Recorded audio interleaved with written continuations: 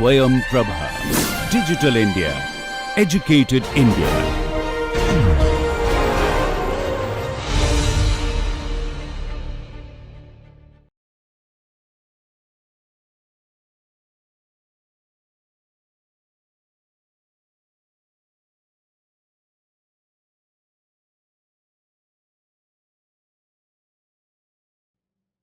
Welcome students to another lecture of political leadership and communication. And by now we have mostly covered with the leadership theories, with political communication, how it happens, why it is important, and also the communicative processes which we have done in the first lecture itself. Today your lecture is mostly about understanding how this political communication actually happens through research, which is basically what is the methodology behind this political communication. How do we actually analyze how is the messages, especially the political messages, are being transmitted to the audience, and especially how these messaging particularly influence the voting behavior. Now when I speak about understanding political communication through research, it is basically studying about how the voting behavior particularly is being influenced, or how does it change over the period of time, or what are the causes behind it. And particularly when we talk about voting behavior, we talk about political communication, we indirectly are trying to also analyze that how the democratic procedure changes over the period of time, like how the voting behavior earlier used to lie with the loyalties, and now it has shifted to more about how the politicians have branded themselves, or how they basically present themselves in the public in terms of what they do, what they wear, how do they walk, how do they address the people. To what extent are they able to have an impact on the audience or these voters, who are basically, we're going to study about how over the period of time this voting behavior has changed, and why has it changed, what is the mechanism behind this, what is the scientific inquiry or the methodology which has been used by the political domain in order to influence the behavior of the voters. Okay, so today's lecture is mostly understanding the methodological aspect of it, or what goes behind it, what is the science behind it. Okay, so let's start with the methodology of PLC, which is political leadership and communication through research. Now the study of political communication through research mostly focuses on how the voting behavior of the voters is influenced, and how the political ideas are transmitted, and how democratic discourses is shaped. Okay, so that's what exactly I explained you, that when we talk about the research or the study of political communication, we are basically trying to analyze the voting behavior of the voters, how it is influenced, how particularly these political ideas are being transmitted, what are the channels being used to transmit this, and how does the democratic process or the discourse changes itself. Okay, now there are mostly certain traditions in political communication which corresponds to the methodology. The first one being the rhetorical analysis of political discourse. Now, rhetorical analysis of political discourse is basically analyzing, the political leader's style or the motive behind him. Okay. Now, for example, in different situations, if we have to take an example, we can take an example of Barack Obama's presidential election of 2008. Now, we know that in US and UK countries, the television plays a very important role. Why? Because there are public discussion where these leaders come to the public forefront, and there's a discussion between the opponents, which is basically covered by the media. So you would know that what is basically the motive, and how are these particular leaders, what are the speaker skills or orator skills. Okay, like how are they trying to influence the people. Like for example, Obama's campaign said that yes we can. Okay, now yes we can is basically ensuring that how to make the country better, or how to make it great again, whether greatness would lie in ensuring freedom, whether the greatness would lie in ensuring enhancing capabilities of each and every individual, or whether greatness would require employing certain kind of employment services to the people.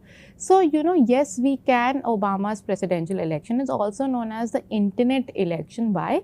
Because that was an election which actually used the internet to change the discourse of the voting behavior through the media, through the usage of Facebook, Instagram and Twitter particularly, in order to shape these voting behaviors. What is the motive behind any particular leader?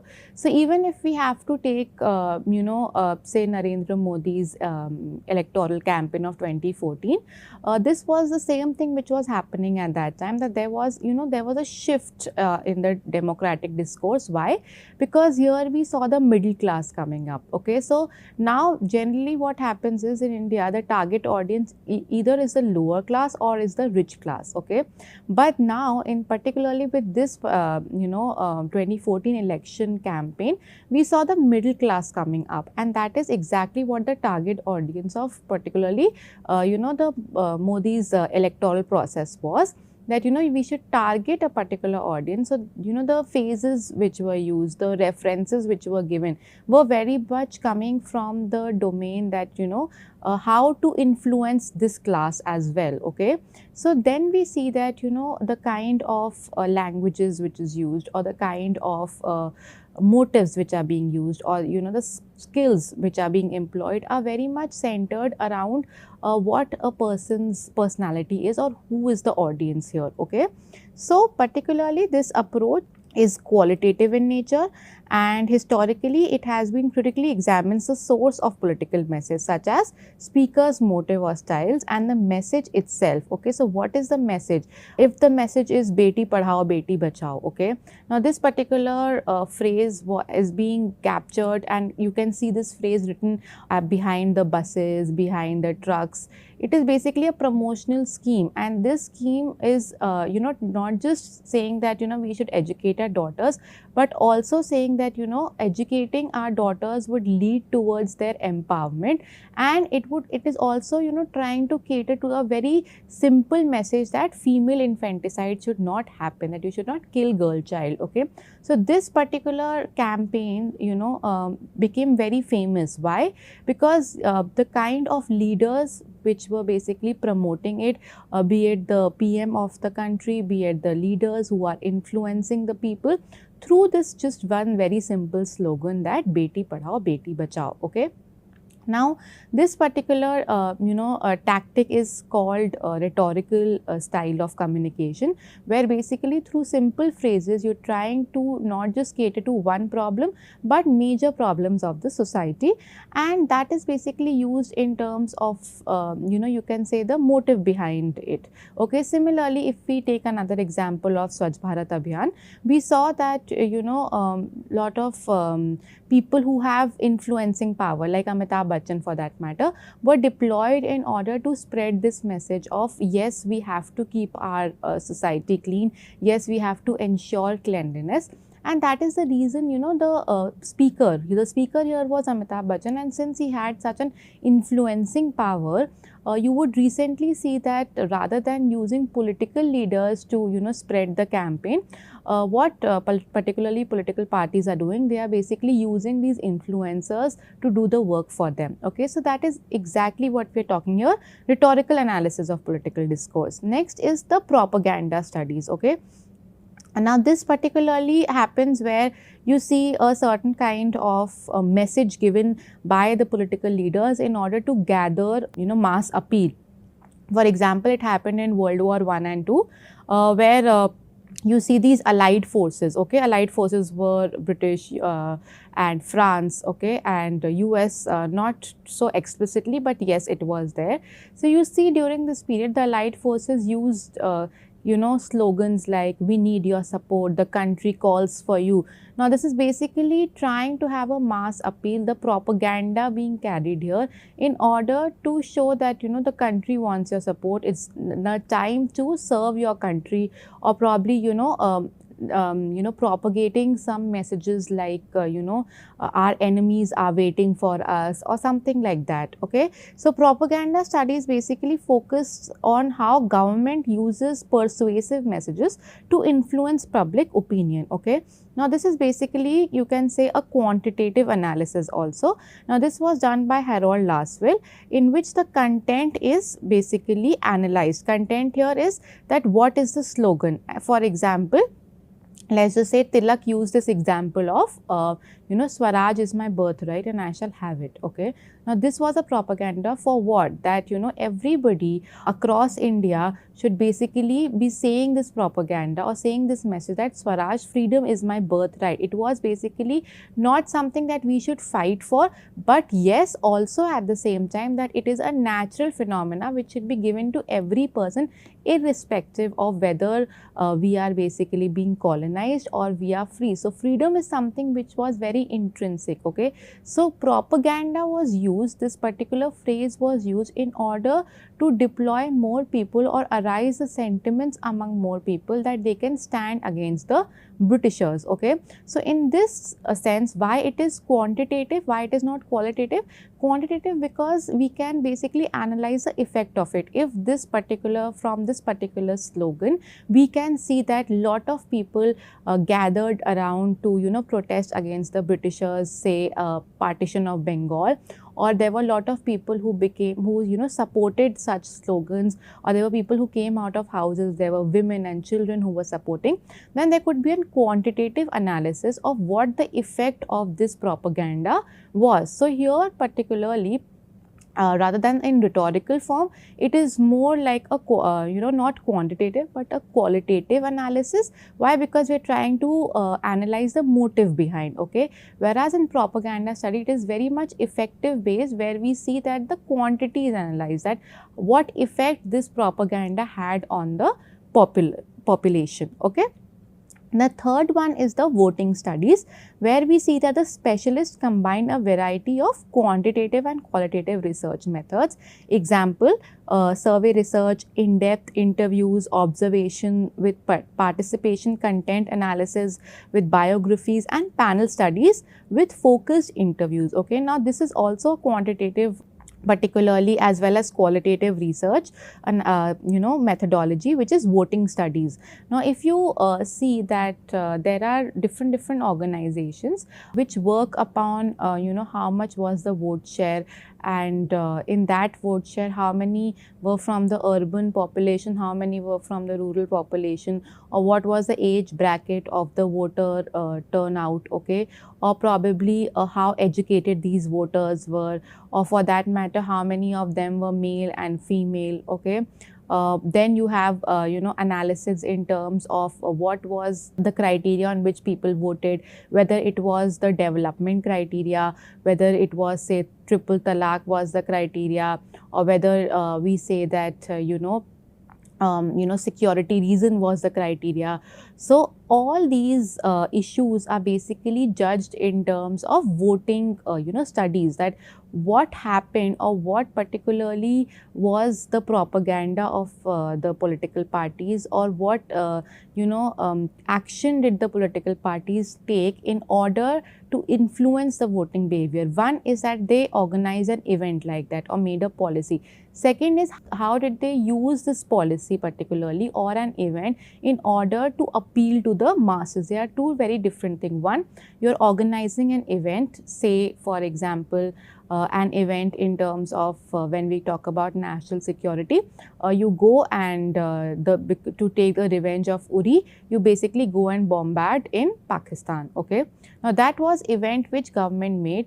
And the next was the message or influencing power they used on the people to say that nobody could mess with us. If they would try to kill us, then we would particularly retaliate. We will not use the you can say passive, or for that matter we would not use the kind of ideology which was earlier used, okay, the pacifism ideology which was used, we would not do that. So that is basically framing of your action in such a way that you would influence the public, okay. The next particularly is very important is that the event which happened, and then particularly it led to a positive or a negative appeal. For example, you have demonetization coming in, and then initially it was a positive, the journalist presented in a very positive manner that yes, it would lead to curbing of corruption. But what happened eventually, there was a public opinion on it, and it backfired. Why? Because people had difficulty in exchanging their notes, and that is why it led to a negative publicity. So again, we would in the upcoming elections, we would basically try to analyze that which particular action of the government or which particular event taken in hand by the government led to actually changing the behavior, or you can say influencing the behavior of the voting or the voters here, okay. So in this we have mass media effects, which is basically the most common method to study the effects has been drawn upon the panel representative surveys and more rarely experimented methods, okay. So mass media effect is basically where you see that all these politicians are basically called upon for certain kind of debate with the senior journalist, and then they ask questions, and it's in a confined way. There is a controlled media there, and then the politician particularly tries to represent their demands or their ideology or whatever their manifesto is going to be, okay. So in mass media effect, it is the media which is basically trying to either put in favor of the political party or present opposing views on it, okay. The second in voting studies is the interplay of influence between the government, the press and the public opinion, okay. Now here comes a very important phase, which is the agenda setting function, okay, of mass media. Which agenda should be taken into consideration? For example, if I say, if the media present that there is going to be inflation, there is recession, all these news comes again and again on the television, it's going in the newspapers, there's whole cry about it that there will be loss of jobs, there will be inflation. Now if that has been basically framed by media as the agenda of the hour, or probably the most important agenda, the other agendas might be equally important, like climate change or immigration policies, but that takes a subside. Why? Because the media has purposely chosen a particular agenda to bring it forward to you. So whatever news or whatever through which medium it is coming to you, it is basically set by a certain agenda. So you never know that the government is trying to influence you by this agenda. For example, on a positive connotation, if we take that the media is trying to promote how the economy is growing, okay, there is a growth in the economy, okay. Now you will say that there's a growth in the economy, okay, and there are newspapers saying, GDP is growing and people will become rich. Now this is a propaganda. Now there are two ways to analyze it. One, it would be that people would say, yes, our economy is growing, our leaders have really taken up our economy to new heights. And another opinion about is would be also saying that this particular leader, if certain circumstances come like an economic crash, then this leader has that skill to basically enhance our GDP. So there are two things happening here.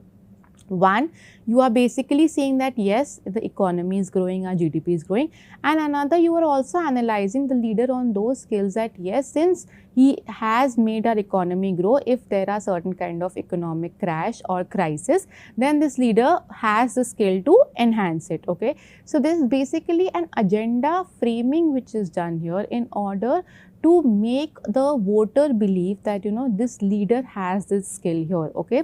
So which is basically interplay of influence between the government, the press and the public opinion. The third one is content analysis of media and interviews of audience are common research methods, okay. Now this is basically through interviews and media, how it goes. If you've seen media going, whenever, for example, there was an election happening in Kashmir, the media went there and there were interviews with normal public, and they were trying to ask questions that what if BJP comes here, are you happy after the abrogation of Article 370, are you feeling free, or do you think that the government is doing the right thing? All these questions were being asked in order to create a narrative that whether this particular government has actually going to win this election, or this narrative is something which is just being broadcasted by the media, or probably you see that the opposing party is gaining much more ground. Okay, so because when you saw the result of Kashmir, you saw the BJP did not win so much seats, even though media was trying to portray that after Article 370 was removed, people of Kashmir were in favor of BJP government, but that was not exactly the case as it turned out. Okay, so that is why when we talk about content analysis of media and interviews of audience, our common research methods, they are basically to understand how people receive, they interpret and respond to these messages. Okay, so hence the research in political communication is based on multiple methods. Okay, one method of is common to the social sciences and humanities field is ranging from both quantitative and qualitative approaches. Now they are basically through public opinion polls. You have media houses generally talking about exit polls, which party will win, probably this amount of percentage seats it's coming here, and this is before even the election results come. How are they able to do that? They're able to do that in terms of the surveys they have carried, in terms of how the going in different constituencies, asking people about it. These are basically all polling studies which are being done. Now it could be both quantitative and qualitative.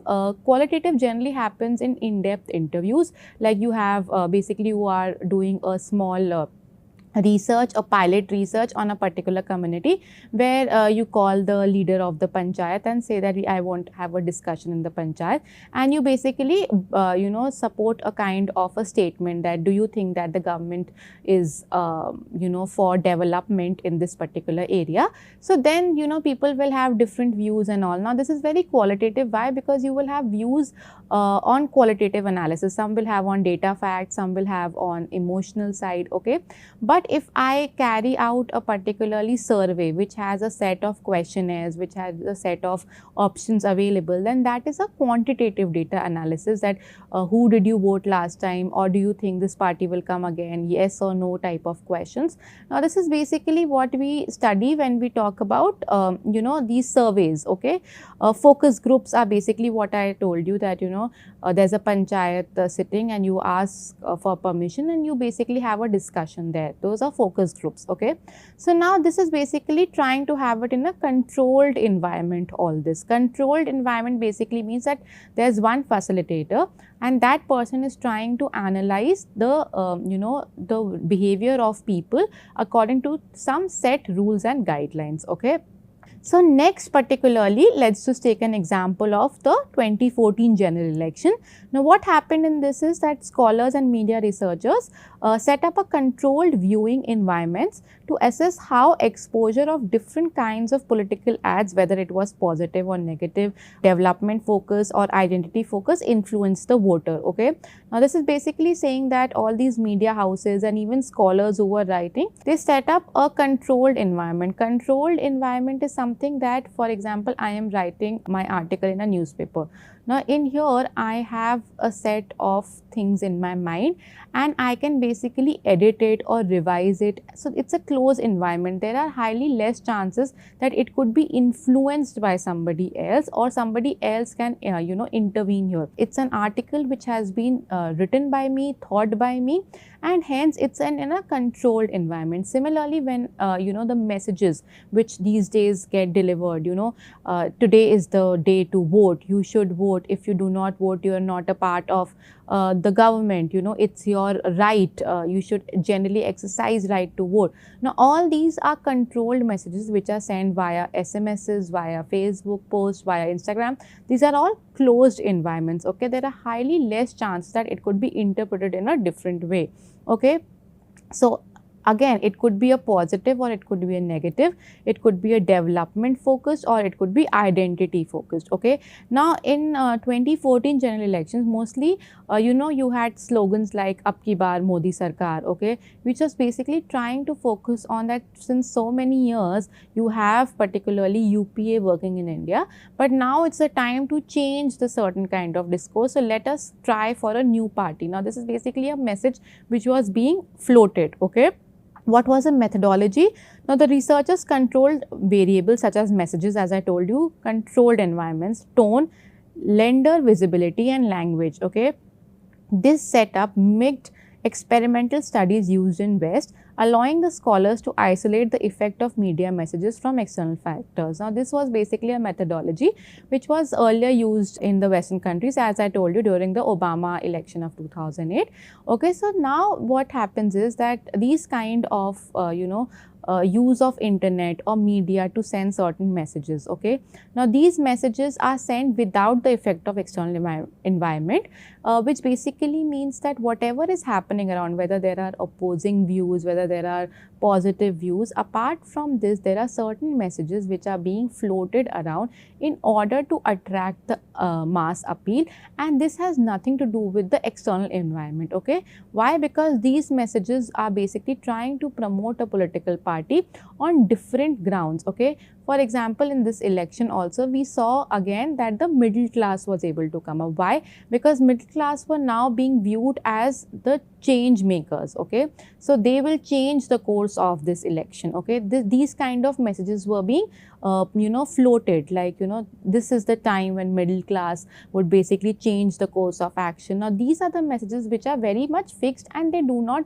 particularly have any control from the external environment. Okay, so the findings were that these ads focusing on development and strong leadership, okay, as I told you, Ab ki baar Modi Sarkar had a stronger positive impact on the urban middle class voters.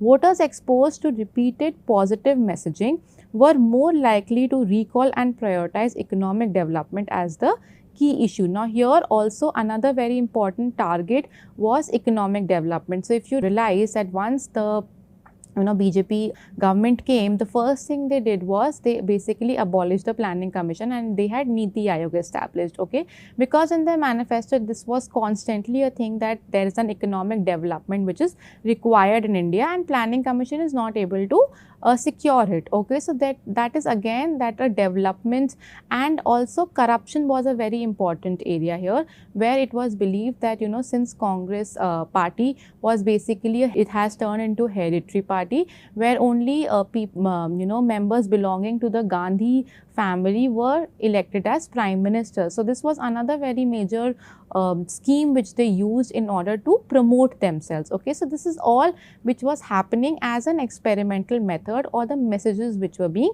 sent. Okay, now let's just focus on how the advertisement is done in terms of political advertisement, in terms to promote or influence the voters. Since our target audience here is just the voters, so we will be basically seeing how the research or how are the methodologies being applied here in terms to influence them. So one of the methodology again is particularly your political advertisement, how you advertise yourself or how you sell yourself. Okay, so political advertising is a staple of communication in democracies. In democratic system where public opinion determines who holds the power, communication becomes a crucial aspect of it. Hence, the research on political advertising most significant component of political communication discipline in order to determine how political ideas are transmitted, how voters are persuaded, and how democratic discourse is changing or is changed, okay, or is shaped particularly. Now, political advertisement is basically a kind of a form of a communication. Okay.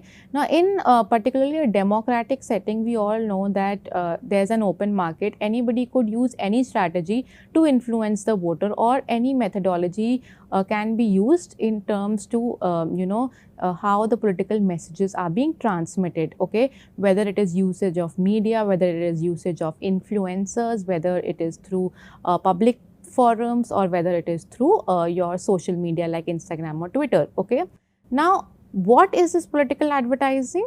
This is basically a communication process by which a source, usually a political candidate or a party, purchases the opportunity to expose the receivers through mass channels to political messages with the intended effect of influencing their political attitudes, beliefs or behaviors. Okay.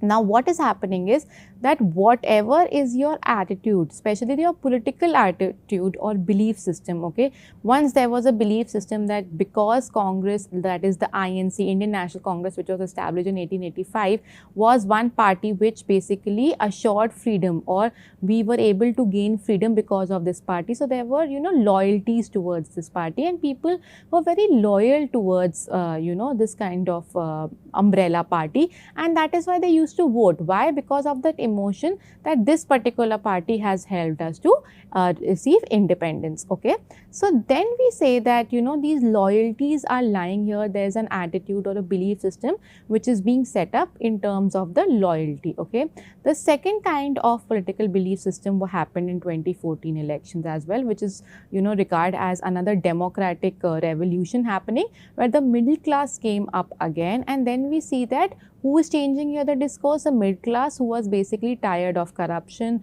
because there were 2G spectrum scams, okay, or particularly the idea of that now it's a time for change, okay, change from the Congress political party. There has to be a change here, okay. So that is why there was this belief system which was being established here. So now how to change the belief system is what particularly these political parties or candidates generally aim to do through political advertising, okay. Now the defining characteristics of political advertising are: 1, control of messages, and second, the use of communication channels for messaging or the message distribution, okay. Again, as I told you, control of the message, okay. If I say beti padhao, beti bachao, it's a controlled message. If particularly this message has been circulated by media, they can particularly turn it in their own way, or for example, if it is just circulated by some opposing party, they could use it in a different manner, okay. But if this message has been sent directly from the political party to the voters through different social media platforms, there are less chances that it would get influenced by any particular entity, whether it's a journalist, whether it's the opposing party, okay. It is only after this message has been delivered, then you might see a certain kind of opinions coming up, but the actual message has been sent. So that's a controlled message here, okay. The second is use of mass communication channels for message distribution. Again, these are all the digital platforms being used here. Why control matters? Now, why do we have this system of control of messages? One, live recording leads to unpredictable circumstances. For example, that there's a live recording, there's a politician who is giving a speech on a podium in front of lot of people. Now, if there is a mistake here, or if something goes wrong, there are high chances that this could be corrected. Why? Because it was a live recording. Similarly, filtered through journalists or media may frame the message or criticize it, or may represent it with opposing views. As I told you, if this particular message is not controlled, then what will happen is that particularly, the journalist or the media can present it in their own way. For example, if you remember that, there are certain cases where, particularly Islam has been connected to terrorism, okay, that the radical Islamist or the fundamental Islamist, Islam or religion or terrorism group, okay, these slogans like this. Now, this is basically media trying to connect a particular religion with terrorism, even though in actual practices it might not have something to do with terrorism. But again, there's a framing attached to it. There's a media who's trying to influence it. So that is why control of messages is very important when it comes to delivering of messages, okay. Now, in contrast, political advertisement are pre-produced without complete control of language, visual, tone, and target audience. Okay. Now, a political advertisement is something which has a control over language, that is, which language you should basically use to address what audience. Visual, basically what visual should use, the pictorial depict, the tonality of it, in which tone you are basically addressing, and who is your target audience. You can always change whenever there is, particularly say a message which is in Hindi can be particularly circulated in the northern states, but when it comes to the southern states there is a change in the language. It could be in Tamil, in Telugu, but that does not happen if it is a live recording which is happening, or particularly there is the speaker is talking to the public on a podium. Okay. Hence, the ability to completely control the message presented to an audience is one of the greatest advanced of all forms of political advertising. Okay, so let's just take an example of why control is important and how it is different. Okay, so an example is that there's a political ad, okay, which is a 30-second ad, shows a candidate walking through a factory, shaking hands with uplifting music, promising the job growth. Okay. Every word and image is scripted and positive. We all know that an ad, when it is produced, it shows that, for example, you have ads coming up where government is doing for the farmers, or you have ads of Narendra Modi, showing that, people have got light, the Ujala scheme, okay, showing off Ujala scheme. Now, this kind of political ads, they are controlled. There's a music, there's a tonality of it, and there's a positive effect. People are smiling in those ads. Now, there are highly chances that this could go the wrong way. Why? Because it's a controlled form. Okay. So, one, it is controlled. Second, it is targeted. You have a target audience. And third, it is very persuasive in nature. Secondly, if it was a debate and you had to show, the same candidate is asked about the rising unemployment. Okay, if somebody is asked that, okay, what do you have to say about the unemployment which is there in the country? There is a subtle on the data, get interrupted by the opponent, and media later highlight their weak response. For example, in a debate, if somebody even asks about unemployment and you do not have the data, you probably, go wrong in terms of producing the kind of effect of that particular scheme. Are you not able to present what are you going to do about the unemployment which is spreading? Then particularly the media will definitely criticize you. Now, this has happened with Rahul Gandhi also on major platforms. This has happened with major leaders also on platforms, that when they are questioned, there are high chances that their answers might not be taken in a very positive way by the audience. Okay, so that is why it is said that it is less controlled, subject to opponent attacks, and media can spin it as they want. And third is the interview. The candidate is asked tough questions about the past decisions. Now, the journalist presses on the clarity, potential catches, contradiction, and edits the interview or for a segment. You have seen that all these media personnels generally invite politicians on their platform for an interview, and there are sometimes issues which has been raised where the leader is not able to give a proper reply on certain situations. So then the media can frame it. Okay, so this particular is challenging. It is not edited. It is interpretation driven. So basically, it falls under all these three categories where you have could be interpreted in any way.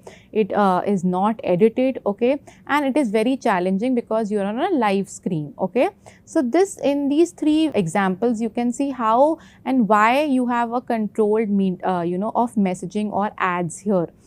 The next particularly methodology behind political advertisement is our next topic. That is, what is the method which is being applied here. So the methodology is a study of political advertisement in Western countries, was largely about the role of political television in advertising. As I told you, it initially started in the Western countries where we saw that on the news channels there was a debate between the two opposing opponents of the election, whether it was Trump or Joe Biden on one hand, whether it was Obama and Trump on other. So these were basically the media showed them on, it was broadcasted on the screen for the common public to hear. Okay, so the methodology of political advertisement started in Western countries. Hence, a large body of academic research on televised political advertising falls into two basic categories. Okay, one, particularly it's a research about the content, what is being said, okay, the content, what is being delivered, okay, and the second is the effect of it, okay. So what is the effect of this political advertising? So they basically fall under two categories: the content, that what you said and how you said, and the second is the effect, what happened, okay. So in the content studies, which basically is focused on the ethos, logos and pathos.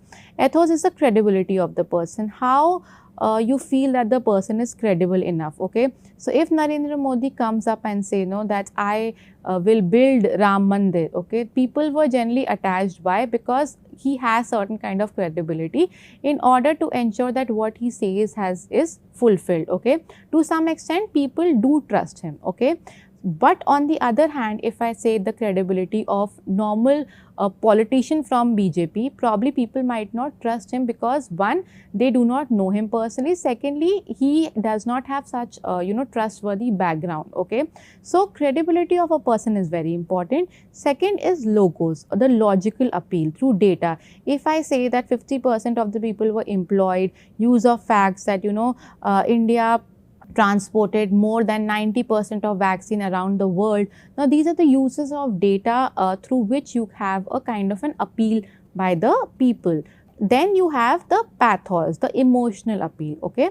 Now the emotional appeal is basically when you have some crisis, when you have tsunami, when you have earthquake, people, the media particularly uses this emotional appeal, or the political advertising agencies uses this emotional appeal that the RPM went and reviewed the situation, or he visited the families of the suffered, or for that matter when you had right now an event being organized, okay, in terms of that there are a lot of pilgrims who are coming here, okay, and if there is a lot of stampede happening at that time, how is the government trying to basically improve that, okay. So that is why there has to be an logical appeal, there has to be an emotional appeal, and of course the credibility of the person also matters here, okay. Now, the content studies concern about the issue, the image content, which is whether it is going in a positive or a negative direction, or whether the content characteristics are such as the presence of partisan appeals. Partisan is basically the loyalty appeals, or it has a emotional tone to it, or fear is used. For example, terrorism, the fear is used in order to appeal to the masses that you should basically, for example, support Indian government in battling against terrorism, and especially against Pakistan, okay. So this is a fear, okay, a kind of terrorism. If you do not support your government, you probably might have to face terrorism in your own spaces. So that is the fear which is being the content which is used as fear in order to basically influence the voters. The second is the effect, what the message or what this content had an effect, okay. So what's ad do to voters? One was what ads say and how it says, and second is what ads do to the voters. Now this is basically studies which focuses on the impact of political ads on the audience. Now this is basically done through three levels. One is the agenda setting, second is the agenda framing, and third is the priming, okay. So now let's see what is agenda setting, what is agenda framing and priming, okay. And before we do that, this is just for your understanding what we just discussed, what is content studies about, what is the effect studies, what is when we talk about the main question. So the question in terms of content studies, what do political ads contain, and effect is what effect do they have on the voters. Methodology is rhetorical discourse and content analysis, whereas in effect studies it is the experiment, surveys or the media exposure, okay. Key elements here in content studies is the ethos, logos and pathos, whereas in effect studies it is the agenda setting and priming or framing, okay. So agenda setting or agenda framing and priming is what we're going to study now. So now what is this effect of political advertising in terms of the agenda setting and media framing? So let's just start with the first, what is agenda setting. It is basically focused on the relative salience of the perceived importance of issues or subjects. For example, constant focus on immigration in ads might make the voters believe it's a top issue even if it's not objectively urgent. Okay, for example, Trump in the recent election campaign was constantly focusing on that, immigration is lot of issue. I will send back all these people who are illegally settled here, even though there might be major issues in America that requires tackling. It might be employment, or for example, the legality in terms of abortion, which is not legal there. So all these, or for that matter, drugs. Okay, now all these are equally important concerns, but what the media or the media personnel or ads are basically focusing on was the immigration problem. Okay, so here is the agenda setting. What are you placing on top of the others becomes of more importance, even though in reality might be very different. Okay, now the second level is media framing. How you frame particularly that issue. If, for example, I say that, there is a person on Shark Tank who has received so many amount of money. Okay, and on the second way, I say that, there is a particularly person who is handicapped and who has struggled, and he has received a large amount of money from the sharks at Shark Tank. Okay, now these are the same thing. Why in first instance also there is a large amount of money which is being received, and in second also there is particularly a large amount of being received. But what is happening here, that on the other hand we are trying to basically frame that the other person is handicapped, the other person has struggles. Now we're trying to have an emotional appeal, or we're trying to popularize the other person not on the basis of capabilities but on the basis of his particularly handicappedness. Okay, so that is why that is called framing of it. How do you frame two similar situations? Okay, and the third one is priming. It is basically said, for example, if I ask you a question that, how happy are you? Okay, on a scale of 1 to 10.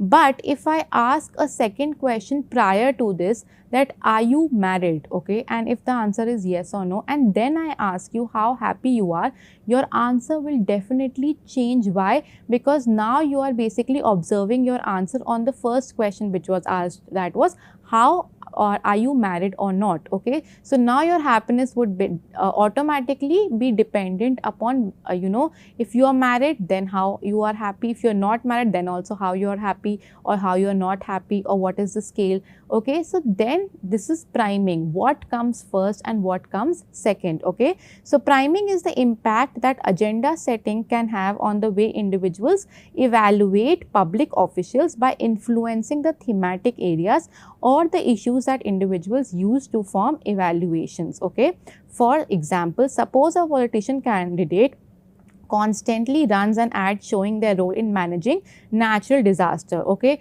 for example, you have Modi's campaign coming in, how well the COVID management was done. Okay, handling pandemic responses or during wartime. Now these ads emphasize on the calm decision making, swift action and national unity.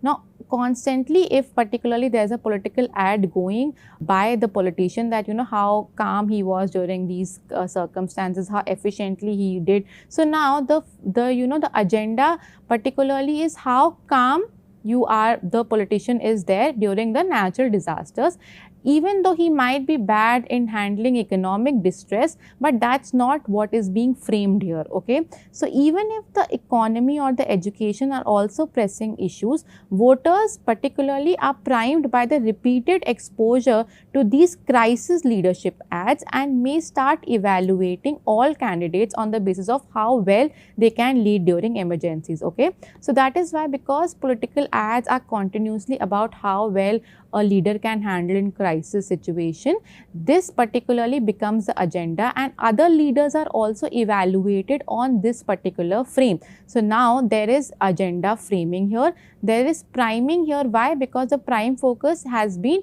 on how well can you manage any particular emergency, and that is why you have particularly all the other candidates also viewed from the lens that whether they can manage a crisis or not. Okay, So while many scholars have clubbed agenda setting and media framing and priming together, but there's a very major difference between particularly agenda setting and media framing. Though agenda setting and priming goes hand in hand, but there's a significant difference between media framing. We'll see how, okay. So first level is agenda setting and priming. Now these are both based on assumptions of attitude and accessibility, and in particular how your memory works, okay. So for example, since COVID-19 is a very recent issue, so for what media will do is, if they want any particular political leader or they have got money for political advertisement by a political party, what they will do is they will constantly show how particular leader was able to deal with this crisis constantly, okay. And because your memory is very fresh with COVID-19, probably you might have forgotten tsunami, but because of COVID-19 it is very fresh, you will be more influenced by that particular event, okay. So the idea of accessibility is the foundation of a memory based model of information processing, which assumes that the individual make judgments about other people or issues based on the information easily available to them, okay. Since it's so much easily available about the policies, what the government is doing, whether it's Ujala scheme, whether it is Beti Padhao, Beti Bachao, whether it is Swachh Bharat Abhiyan. Now these particular policies are politically advertised so much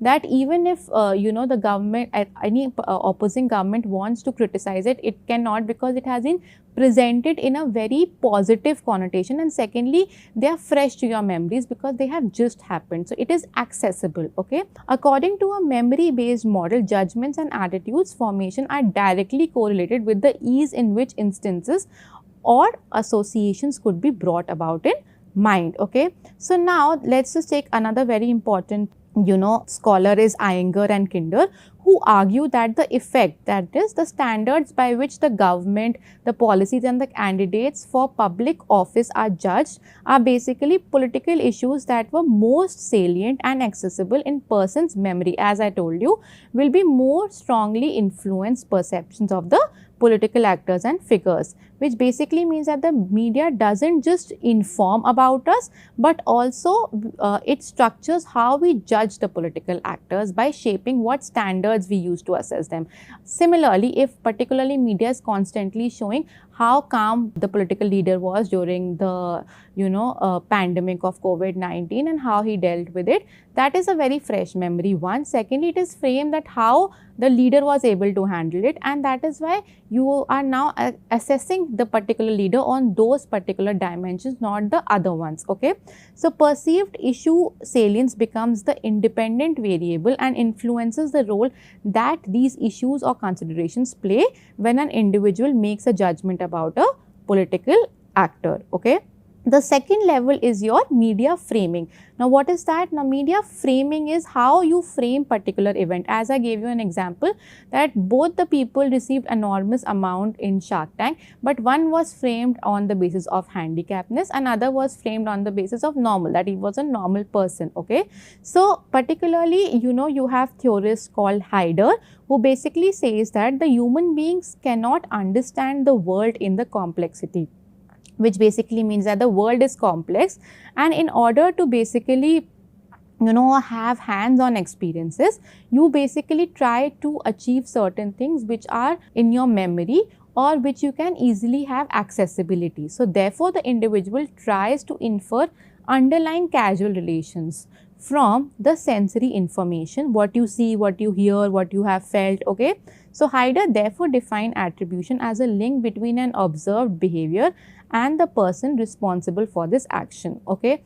Iyengar expands on this state and questions on the social issues individuals frame responsibility on the individuals or the society. For example, again, if there is say earthquake happened, okay. Now earthquake is there. Now you will say there are two issues. One, it's a natural disaster, it can happen anywhere, but how would people assess it? That whether the people who suffered got certain kind of compensation, whether there was medical services provided, and then they would basically analyze the political actors, that how well the political actors were able to handle the situation, okay. So even though it is not, the political leaders are not the cause of the earthquake, but still they would be assessed on the basis of how were they able to capture the situation at that time, or how they were able to deal with it. Okay.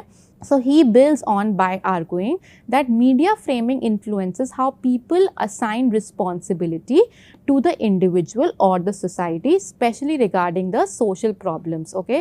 So problems like poverty, crime, unemployment, now these are basically social problems which people generally tend to criticize the government or put responsibility on them, that they are responsible for not able to resolve these issues. Okay. So then, media particularly plays a very important role as to how these issues have been tackled by the political leaders. Okay. So if I have to give you an example of how framing happens, this is an example. Now, one frame is this: basically, how do we interpret an event? For example, there is a mass media role in framing. Mass media decides what gets reported and how it gets reported. Okay. So for example, if a journalist frames the rising fuel prices, okay, that the prices are rising. Now what the journalist do is, one, he says that the prices are rising because there is a global rise in the oil prices. So then you would not blame the government that since the petrol prices is going up around the world, so of course it will grow in our own country. Okay. But if the media frames it in a way that it is due to the policy failure, or particularly the government didn't because of certain kind of taxes, particularly the prices are going high, then you will particularly blame the government for that. So in both, the event was basically rising fuel prices, but it was framed in such a manner that on one hand you would not blame the government, while on the other hand the government was to be blamed. So exactly how we interpret a certain kind of events, how the media interprets it, how it frames it is important. Okay. Second is Goffman, who is another very important theorist, who stated that individuals cannot understand the world fully, and therefore they react to their sensory information, or basically what is very easily available to them or accessible to them, or how do they locate it. Okay. So if this is so, then it is clearly mass media that influences the salience of certain issues as perceived by the audience, that is the ease with which these issues can be retrieved from their memory. Okay. This implies that there are various ways of depicting events in mass media that depend on the framework deployed by the journalist. So different frames are being used particularly. Now what are these frames? One is public opinion, second is political judgments, and third is policy support. Okay. Now we will basically see particularly how is this framing being done. Let's just take an example. Okay. The first example is unemployment in India. Okay.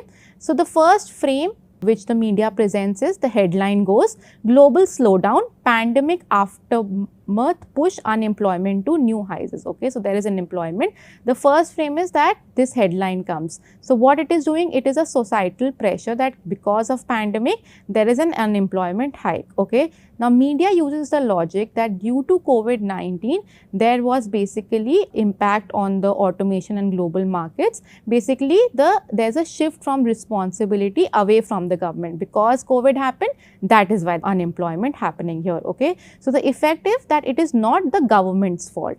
Now the second framing the media could do is that it is a policy failure. Unemployment is because of the policy failure, where the headline goes is, Modi government's policy failing youth, job crisis deepens despite promises. So here now the framing is individual, that you are blaming a particular person for it. Okay. So now the responsibility falls on the government. The media has put on the government that the unemployment is there because of the government decisions, and the effect on the audience is that the ruling party is being blamed for it. So there is one issue which is unemployment, but it is framed in two different scenarios. Okay.